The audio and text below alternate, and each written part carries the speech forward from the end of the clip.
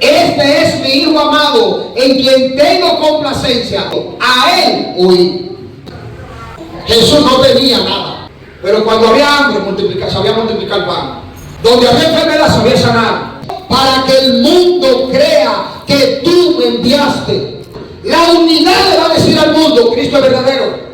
No hay una galleta más fuerte que tú le puedas dar al enemigo cuando él cree que está ganando la batalla y los hermanos se abrazan en unidad. Quedé mal. Por más que quise dividirlo, el amor de Dios nos unió, porque en el cuerpo no hay división, en el cuerpo hay unidad. Por eso el salmista tuvo que decir: en mi corazón he guardado tus dichos para no pecar contra ti.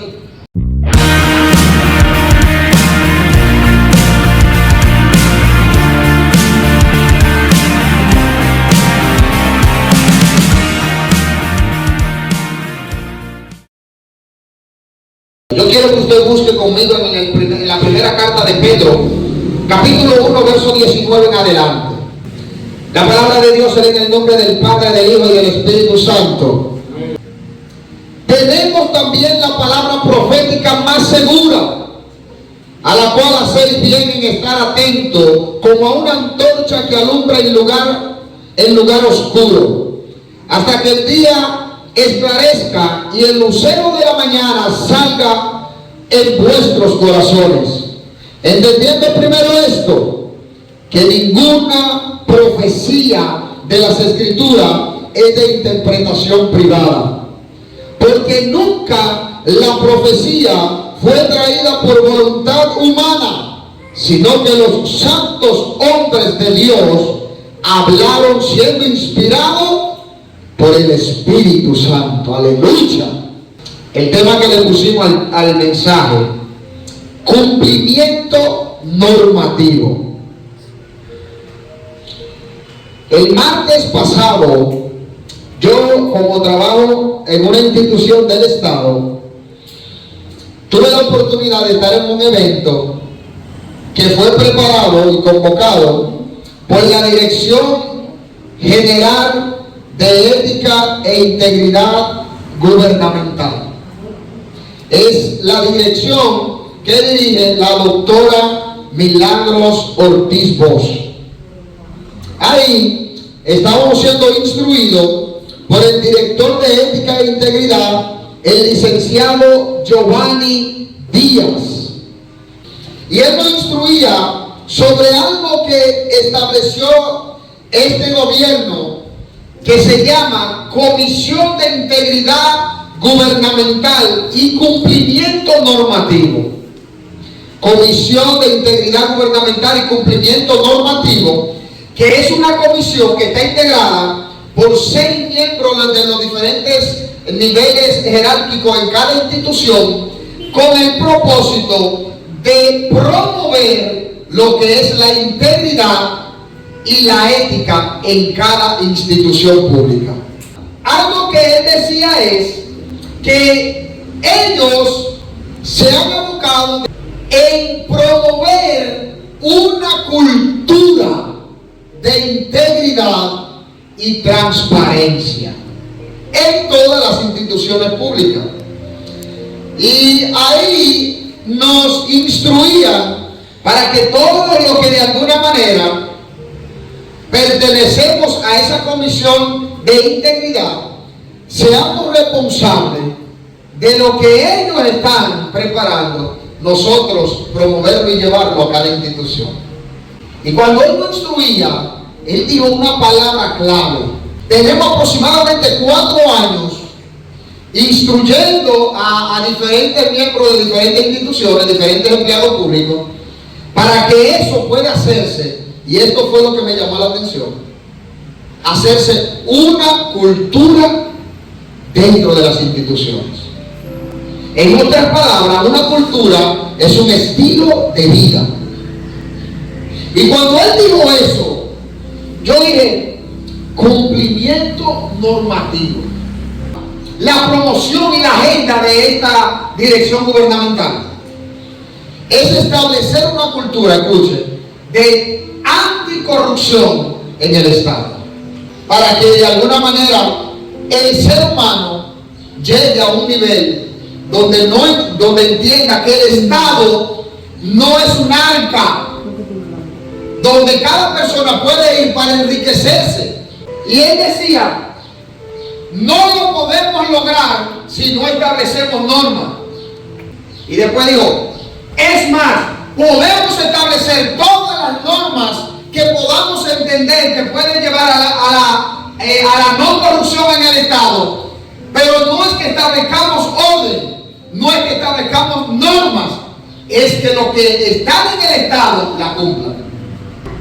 República Dominicana posiblemente sea el país con mayores leyes en cantidad, pero posiblemente sea el país que menos la cumple.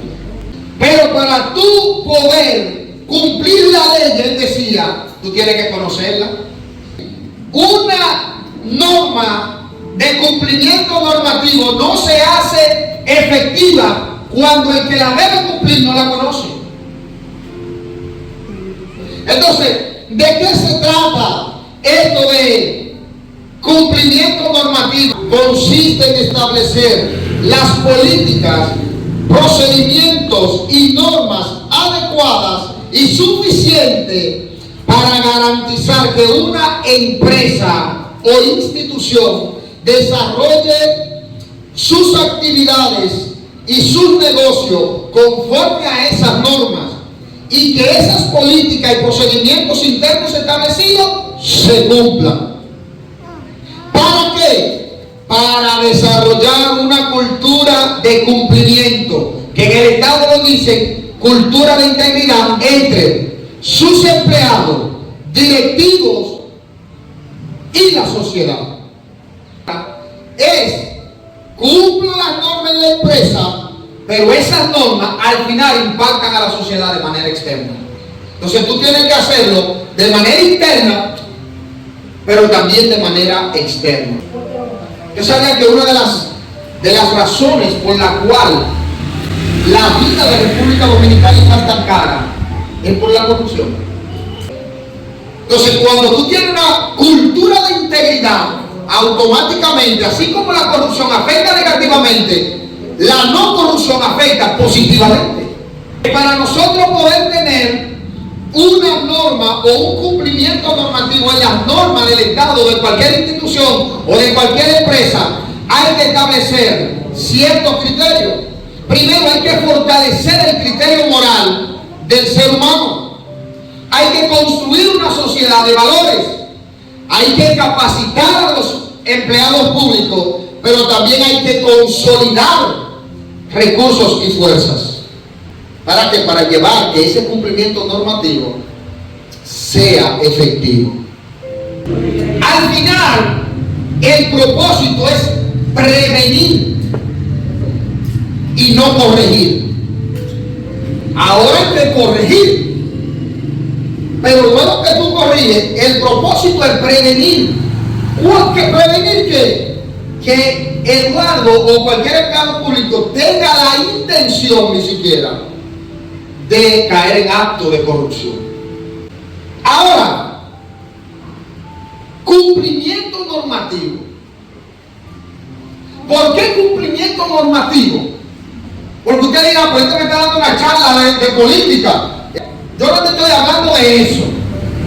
Lo que sucede es que el cumplimiento normativo, aunque empezó en dos ramas de la empresarial, eso se ha traspasado a todo estamento empresarial, sea comercial, sea financiero, sea social, político. Ha pasado a todo.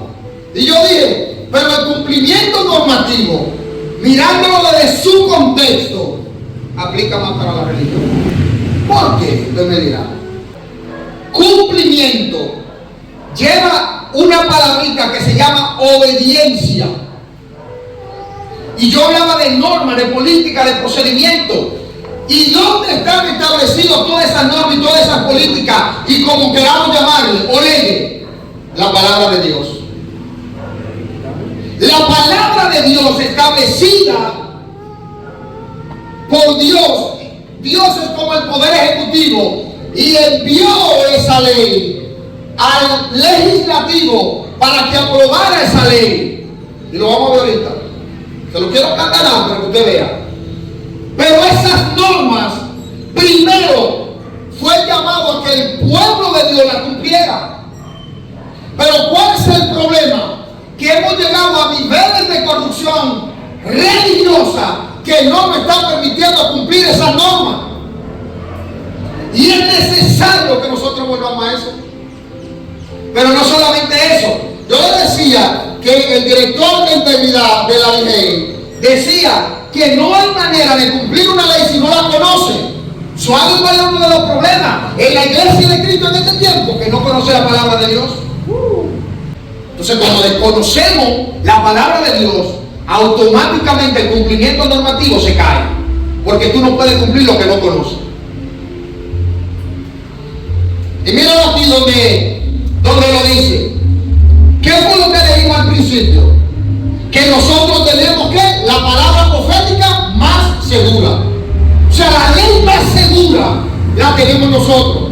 No es el Código Procesal Penal, no es la Constitución de la República, no es la ley 4281. Óigame, la ley más segura que nosotros tenemos, la palabra profética más segura, es la palabra de Dios. Por tanto, es la ley que nos lleva a nosotros a un cumplimiento perfecto, acabado y seguro. Y me voy a detener en ciertas palabritas. Palabra profética más segura. Yo quiero que tú me digas qué otra cosa te asegura la vida eterna a ti. Yo quiero que tú me digas qué otra cosa te asegura el perdón de Dios. ¿Qué otra cosa más segura puede guiarte a la verdad? Yo necesito, si hay otra ley, cúmplala usted. Pero yo sigo creyendo que la palabra de Dios es la palabra profética más segura. Y oiga lo que dice. A la cual hacéis bien estar atentos. Escucha. Como una antorcha que alumbra en lugar oscuro. Usted conoce una antorcha. La antorcha tienen alguien que nunca se apaga. Yo no sé qué es lo que le echan. Pero una antorcha recorre kilómetros y kilómetros y nunca se apaga.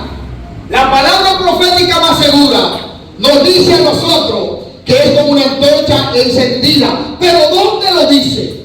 ¿Dónde dice que esa antorcha está encendida? En medio del sol. Cuando la luna resplandece, lo que dice es que está en medio de lugares oscuros. Si tú eres luz del mundo, el cumplimiento normativo dice que tu luz tiene que brillar en lugares oscuros. Y oiga lo que dice: hasta que el día aclarezca y el lucero de la mañana salga de en vuestros corazones. Algo mío. Hasta que aclarezca el día. Y ahora me gusta acá, entendiendo primero esto, que ninguna profecía de las Escrituras es de interpretación privada. Alaba. El que estableció la ley dijo cómo se cumplía. La ley tiene su propia interpretación, no lo que usted entienda, lo que usted crea.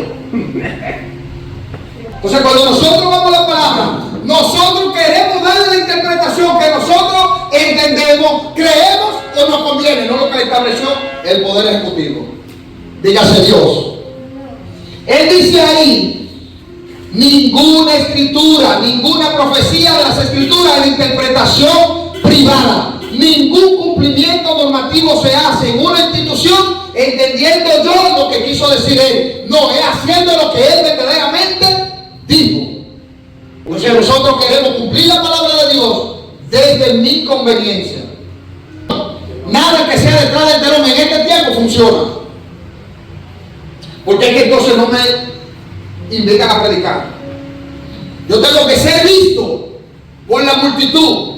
Pero la ley profética más segura dice: cuando te inviten, siéntate atrás. Para que si tú estás atrás, el que te invitó te dijo que te sentara adelante. Ahí sí, ahora sí estamos bien. Ahora si te sientas adelante, te van a hacer pasar una vergüenza. Váyase para atrás, que esos asientos están reservados. La palabra profética no es interpretación privada, sino lo que dijo el dueño de la ley. Porque nunca la profecía fue traída por voluntad humana. Si no fue usted que la hizo, si no fue usted que la estableció, si no fue usted a quien se le reveló, ¿por qué usted la quiere interpretar como usted diga? Sino que los santos hombres de Dios hablaron siendo inspirados por el Espíritu Santo. El Senado solamente es que aprueba, pero quien da validez a la ley es el Estado, es decir, el Poder Ejecutivo. Hasta que el presidente no promulga la ley puede durar 20 años en el Congreso y aprobada, pero hasta que el gobierno, es decir, el presidente de la República, no la promulga, no se puede ejecutar. Es decir, que quien da validez a su palabra es el mismo Dios. La validez no se la da a Pablo, error. Muchos hay porque Pablo, no. La validez no se la da a Juan, la validez no se la da el profeta Isaías. La validez de lo que se le fue revelado a Isaías lo da quien lo estableció, el mismo Dios. Entonces, usted no puede hacer lo que dice Isaías, usted hace lo que Dios dice. Por eso es la palabra profética más segura. Ahora, ¿por qué cumplimiento normativo en Dios? ¿Por qué cumplimiento normativo? Mira, para que tú veas cómo el diablo, porque no puso otra cosa, y el ego del hombre, y el deseo de la carne, sin darnos cuenta, hemos invalidado poco a poco lo que dice la palabra de Dios. La palabra de Dios dice que Él es el dueño del oro y la plata, y que Él se hizo pobre para nosotros ser ricos. Pero esa misma palabra, que es el chin que yo cojo porque me conviene, es la que dice que le dé a los pobres. Entonces Dios te hace rico, y con esa riqueza que Dios te da, Él le dice, dale a los pobres, pero tú no lo haces. Entonces, sin darnos cuenta, invalidamos lo que ya Dios estableció en su palabra. Por ejemplo, yo leí un versículo bíblico anoche, dice, había una persona aquí en la casa y dice, ¿y eso está en la Biblia? Yo digo, eso está en la Biblia. Wow, pero es verdad. Tenía mucho tiempo, eso está en la Biblia, un versículo bíblico que leímos. Porque es que es difícil, cuando un versículo bíblico te dice a ti que tú tienes que dar, generalmente esos versículos bíblicos se nos olvidan. Pero a que no se le olvida lo que dice, porque yo sé los pensamientos que tengo para vosotros, pensamientos de bien y no de mal, para darle el fin y operar. A eso sí se lo sabe. Jehová es mi pastor y nada me faltará. En lugar de lugar, ahí sí. Das y se os dará medida, rebosante, remecida. A eso sí. Alaba. El cumplimiento normativo no es tan sencillo. En cualquier aspecto de la vida, en cualquier sentido de nuestra vida, nunca será fácil. Ahora mire aquí, cumplimiento normativo en el reino. En un momento determinado, cuando Jesús fue bautizado, hay una palabrita, cuando yo la escuché, yo dije, eso también está en la Biblia. Oiga lo que dice: mientras él aún hablaba, refiriéndose a Jesús, una nube de luz los cubrió, y he aquí una voz desde la nube que decía: este es mi Hijo amado, en quien yo tengo complacencia. Hasta ahí nosotros leemos y nos gozamos, porque este es mi Hijo amado. ¿Por qué? Porque lo decimos en el fuego cuando vino el Espíritu Santo en forma de paloma. Pero Dios dijo ahí, en ese chin: este es mi Hijo amado, en quien tengo complacencia. Y termina ese versículo: a Él oí. A Él oí. Por eso María tuvo que decirle, en la señal allá, cuando convirtió el agua en vino, tuvo que decirle: hagan lo que Él dice. Y nosotros estamos viendo muchas cosas, pero no sé si estamos escuchando al Hijo de Dios. Lo que Él dice. Estamos escuchando muchos mensajes en YouTube, estamos escuchando muchos predicadores, yo no sé, estamos escuchando muchas cosas. La pregunta mía: ¿lo que estamos escuchando es lo que dice Jesús? A Él oí. En otras palabras, lo que Él diga es verdadero. Y métase en la cabeza, cada vez que la palabra dice oír, generalmente está hablando de accionar. No lo que ustedes están haciendo ahora mismo, que me están escuchando. Oír es decir, vayan y hagan como Él dice, como Él hizo.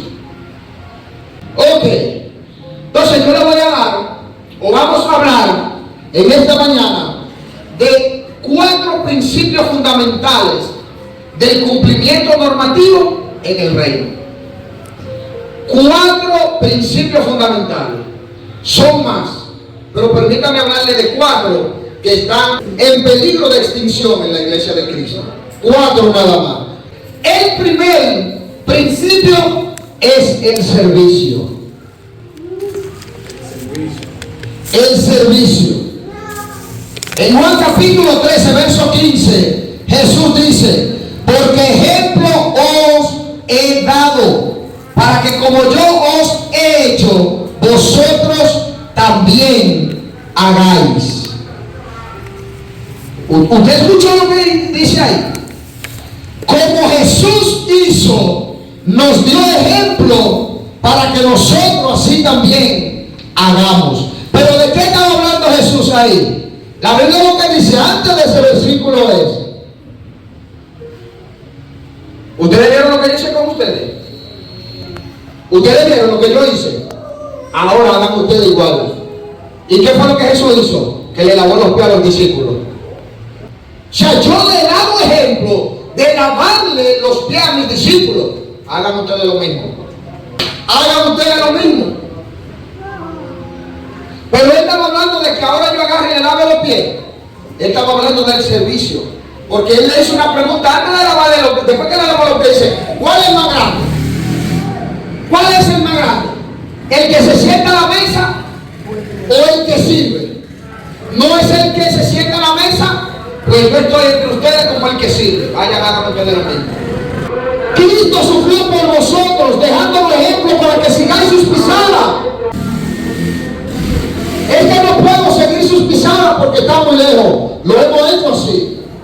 ¿Cómo así? Con nuestra conducta y nuestra acción. Nuestras obras están diciendo eso. Pues es mejor padecer por hacer el bien, si así es la voluntad de Dios. Pedro no lo dice así.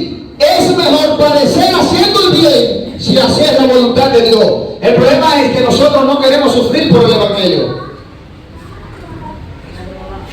Cuando alguien llega, nos sentamos para que usted me diga dónde dice que el Evangelio es felicidad, tranquilidad, que todo es gozo, humanamente. Flores y corazones. Juan lo dice de otra manera: el que dice que permanece en él, el Cristo, debe andar como él anduvo. Yo voy a seguir donde quiera que tú vayas, le dijo a uno de los discípulos. Y le dijo: el Hijo del Hombre no tiene ni siquiera dónde recostar su cabeza. ¿Y qué tú quieres? Un carro. ¿Qué tú quieres? La mejor mansión. ¿Qué tú quieres? Tener una cuenta de banco. Es más, muchas veces nosotros decimos que no tenemos para ayudar a los demás. Jesús no tenía nada, pero cuando había hambre sabía multiplicar pan.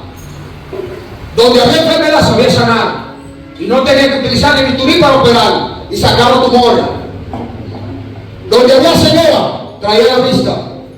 El punto es que nosotros el cumplimiento normativo lo hemos entendido de otra manera.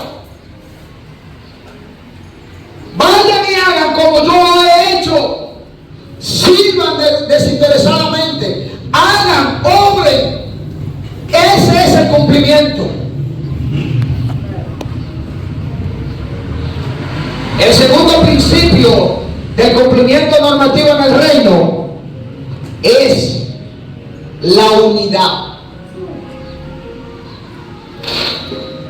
La unidad. Ay, Dios mío, Brenda, la unidad. Sin darnos cuenta, nosotros estamos divididos. Y hasta que nosotros no entendamos el poder de la unidad, y les voy a mostrar, no es para lograr solamente grandes cosas y lograr la torre de Babel. Yo no estoy hablando de esa unidad nada más. Es la unidad del cuerpo de Cristo. Que usted entienda que la iglesia que está al lado suyo es parte del cuerpo de Cristo. Que usted entienda que aquella iglesia que habló mal de ti es parte del cuerpo de Cristo. Hasta que nosotros creemos, ahora hay una competencia, la congregación que tiene más miembros, la que más fuego vota, la que la mejor adoración tiene, la que mejores músicos tiene, la que guarda santidad, la que no guarda santidad. Yo no te estoy hablando de eso, estamos llamados a ser santos. de no tener contienda dentro del cuerpo de Cristo. A esa unidad que me estoy refiriendo. Jesús tuvo que decir, su propia boca dice, para que todos sean uno, como tú, oh Padre, en mí y yo en ti, que también ellos sean uno en nosotros, para que el mundo crea que tú me enviaste. Alguien me dijo, el mejor evangelio, la mejor manera de predicar el evangelio es el testimonio. Y a mí me dice la Biblia aquí, que cuando yo me mantengo unido a mi hermano, el mundo va a creer que Cristo verdaderamente vino. Que sean uno, para que el mundo crea que me enviaste. ¿Cuánta gente diciendo, y dice cristiano, porque se están matando? En las redes sociales, los mismos rabacucos, como lo han denominado, matándose entre ellos. ¿Por qué? Porque ya como tú no eres parte de mi congregación, como ya tú no eres parte de mi conglomerado, como ya yo no puedo estar, o tú no puedes estar debajo de mí, ya tú no eres parte de Cristo. ¿Quién dijo eso? ¿En qué parte de la Biblia dice eso? Que si tú te vas de una congregación, ya tú no eres parte de la otra. O no solamente que no eres parte, sino que tú no eres parte del cuerpo de Cristo. Y entonces ahora tenemos que caminar como que somos enemigos. Discúlpame si te cae el sombrero a ti, pero eso es lo que dice la Biblia. Que sean uno, para que el mundo sepa, crea que tú me enviaste. La unidad le va a decir al mundo, Cristo es verdadero. Cristo es verdadero. Y oye lo que dice, así como nosotros somos uno, yo en ellos y tú en mí. Dios mío. Cristo le dice, yo en la iglesia y tú en mí, para que sean perfectos en unidad. Lo voy a repetir.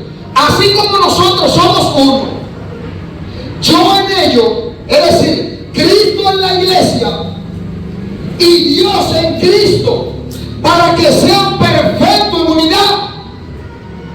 La pregunta mía es, si la Biblia dice que Dios está en Cristo y que Cristo está en ti, para que seamos perfectos en unidad, y el quien contienda contra mí o yo contra ustedes, que Cristo está en ti. Porque no puede estar Cristo en un corazón y en ese mismo corazón haber contienda y enemistades con tu hermano. No hay manera. O Cristo no está o hay unidad. Pero no puede estar Cristo. Hoy lo dijimos que la luz, la palabra profética más segura es para que la luz brille. Y donde está Cristo, ¿qué es lo que hay? No hay luz. Entonces, ¿cómo que tú estás en contienda con tu hermano? Diga conmigo que se escuche lejos. Cumplimiento normativo. Cumplimiento normativo. Para que sean perfectos en unidad. Para que el mundo conozca que tú me enviaste. Otra vez lo repito. Para que la unidad. Óyeme. Imagínate, Eduardo, tú tuviste un inconveniente en la iglesia donde tú te convertiste. El problema X, para no llamarlo, te tuviste que ir de esa iglesia. Estoy hablando del versículo bíblico para que sean perfecta en unidad. Te tuviste que ir de la iglesia por la razón que sea. Pero ahora tú te encuentras con el pastor de esa iglesia. Tú te encuentras con los hermanitos que tú ayudaste en esa iglesia y te voltean la cara. Yo quiero que tú me digas dónde está la unidad del cuerpo de Cristo. Ahora yo te voy a hacer una pregunta. ¿Está obligado que tú tengas que quedarte 100% en esa iglesia hasta que te mueras?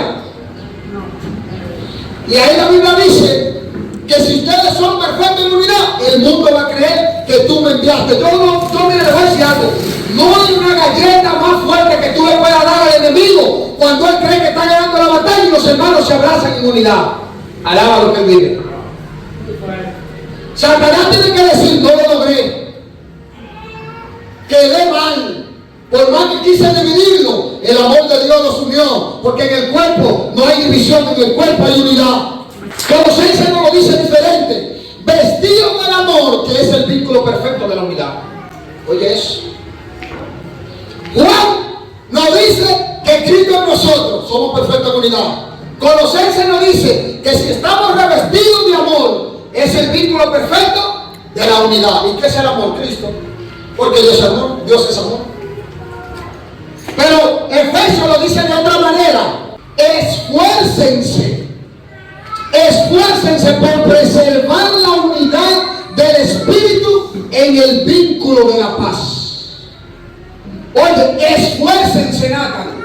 Es decir, que la unidad no es un mero quédate tranquilo y no haga nada. No. Esfuérzate, sacrifícate,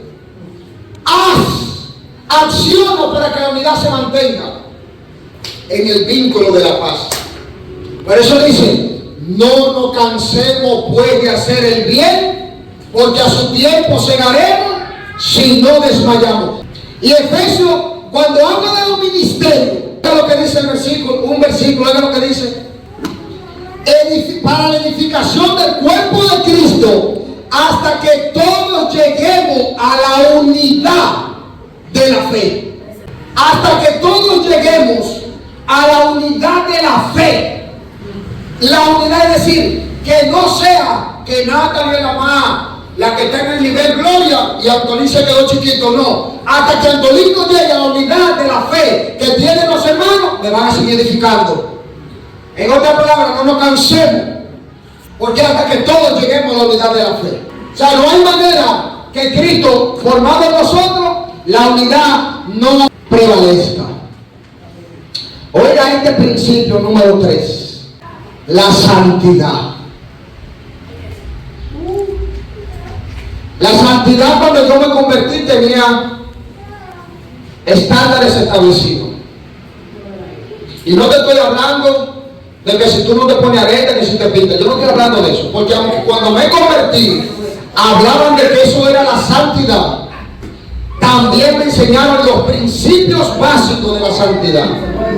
Juan, sabiendo que la palabra profética más segura era la Biblia, dice en Juan capítulo 17, verso 17, santifícalos en tu verdad, tu palabra es verdad.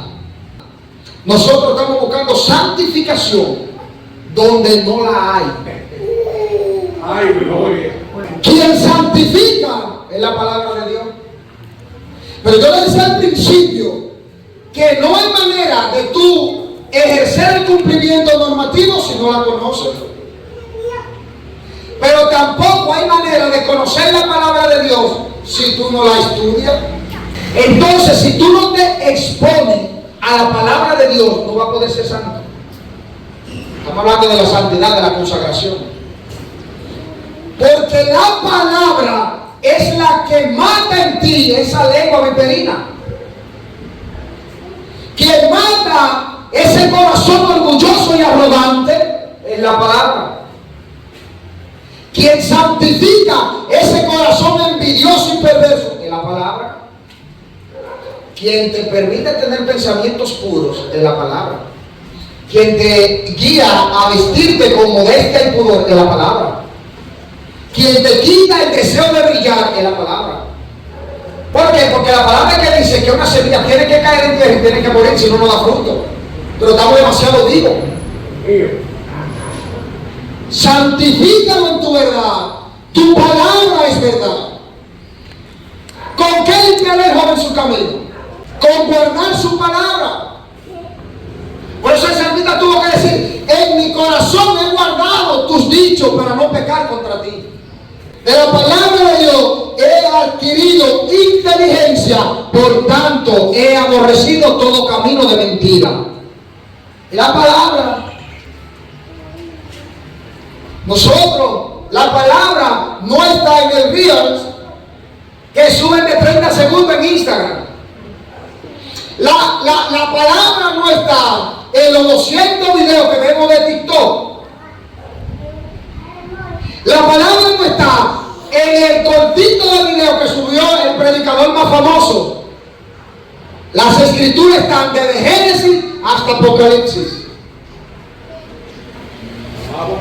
Con Corintios dice, las malas conversaciones corrompen las buenas costumbres.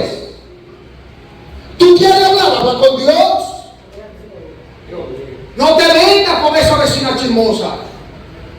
No, porque esa es mi mejor amiga. No es que la deje, es que no te haga partícipe de ella.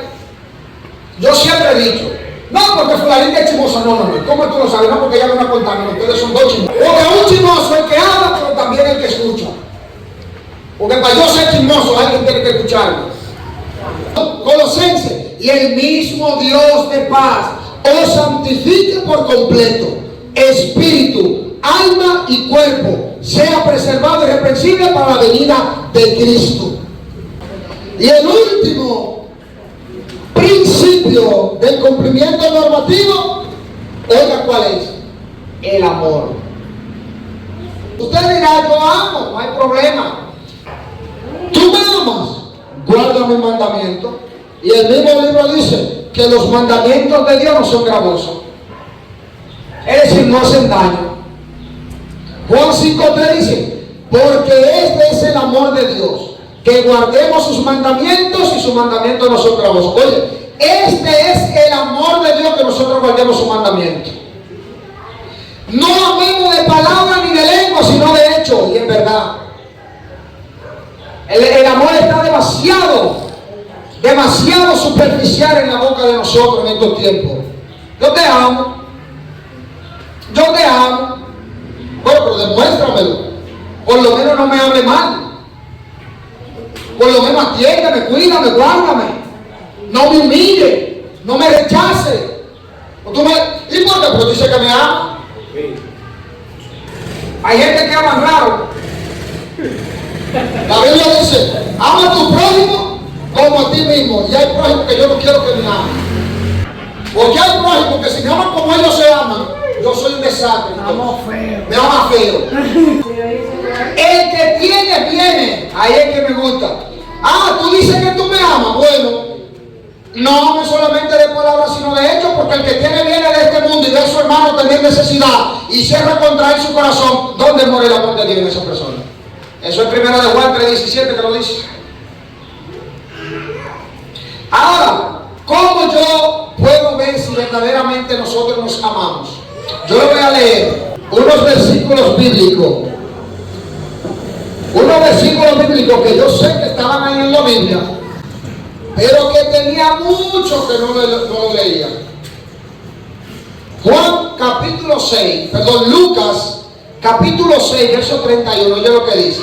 Y como quieren que hagan los hombres contigo, así también haz tú con ellos. O sea, tú quieres que el hombre te bendiga, bendícelo tú también. Ahora, oiga que lo fuerte aquí.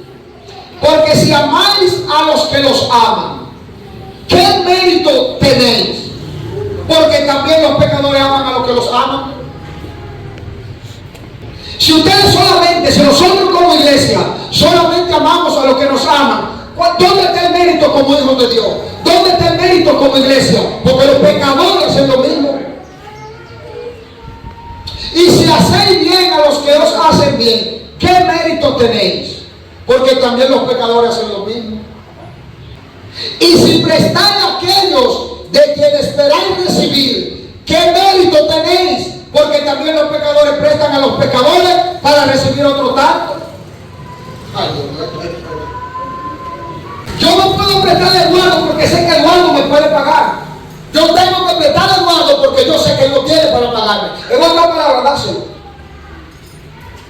Palabra. Eso está en la Biblia.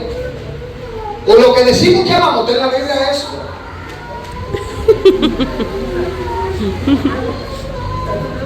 Entonces, lo que me llama la atención es que dice, ¿qué mérito ustedes tienen? Si ustedes solamente aman, si ustedes solamente ayudan, hacen bien a los que le hacen bien a ustedes, ¿qué mérito ustedes tienen? Así que si ustedes creen que tienen mérito haciéndole bien al que bien le hace, usted no tiene mérito en el reino, no tiene cumplimiento normativo. Porque los pecadores hacen lo mismo. ¿Usted sabe lo que está diciendo la palabra? Que usted es igualito que un pecador. O sea, su semejanza no es con el cuerpo de Cristo, es como un pecador. Eso es lo que dice la Biblia.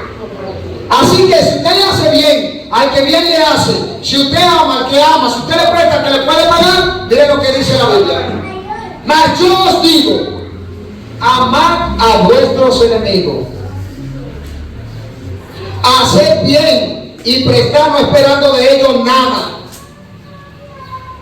Si hay alguien, yo no, si hay alguien que considera que yo soy su enemigo, te tengo una buena noticia en esta mañana.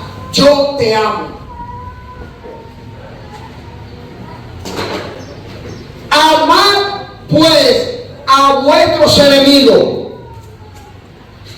Haced bien y prestad, no esperando de ellos nada. ¿Y sabe qué luego? Y será vuestro galardón grande.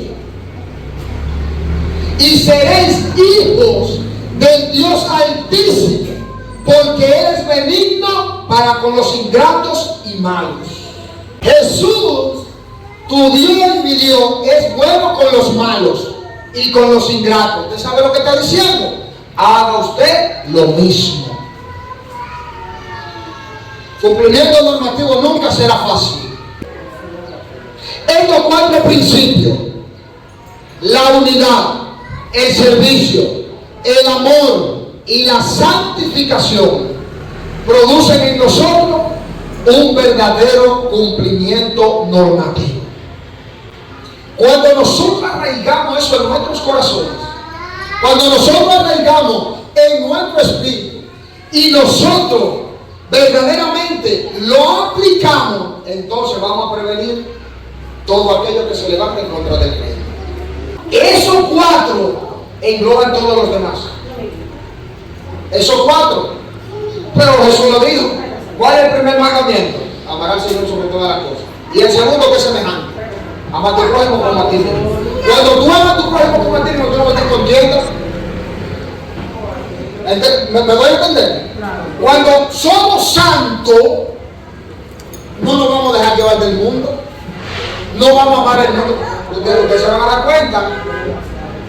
Poco a poco las iglesias conservadoras se van a ir desapareciendo en cantidades.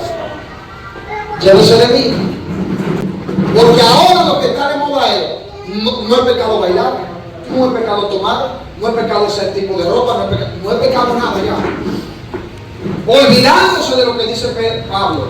Todo me es ilícito, pero no todo edifica. ¿En qué te edifica un bote de ropa? ¿En qué me edifica a mí una vestimenta extravagante donde yo enseñe, qué sé yo? Bueno, donde yo enseñe. ¿Dónde? ¿En qué me edifica? ¿En qué me conviene? ¿En qué te edifica a ti? Y quiero concluir con este versículo bíblico y póngase de pie. Y está en el libro de Isaías. Oiga lo que dice el libro de Isaías 58, 10 y 11. Si diere tu pan al hambriento y saciare al alma afligida, en las tinieblas nacerá tu luz, y tu oscuridad será como el mediodía. Jehová te pastoreará siempre. Escucha. Y en las sequías saciará tu alma, y dará vigor a tus huesos, y será como huerto de riesgo, y como manantial de aguas, cuyas aguas nunca faltan. Alabado sea el Señor. Pero solamente si da el pan al hambriento y saciare al alma afligida. Solamente así tú brillarás en luz. Jehová será tu pastor. Ahí entonces se cumple el salmo. Será como árbol plantado a corriente de agua, que da su fruto a su tiempo y sus hojas nunca caen. Ponte de pie, iglesia. Dios te bendiga. ¿Cuántos están listos para ver descender su gloria una vez más?